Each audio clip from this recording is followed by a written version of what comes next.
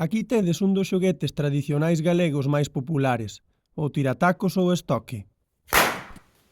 Para facelo, o primeiro que se precisa é un vieiteiro como este, que cortamos para aproveitar os treitos retos que se forman entre os nós.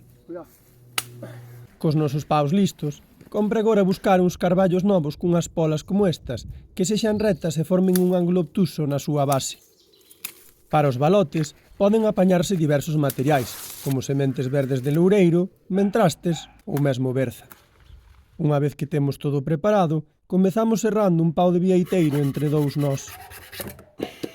A continuación pelámolo, e cando estea listo, introducimos un ferro polo sabugo, quitándollo e formando deste xeito un tubo baleiro no seu interior.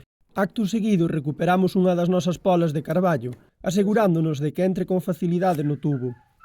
De ser así, despois de cortala 1 centímetro por debaixo do extremo do canón, xa quedaría listo o estoque para disparar, o que se fai deixando dentro do conduto un primeiro balote, que sairá disparado co aire que imos comprimir ao apretarlle un segundo ca baqueta.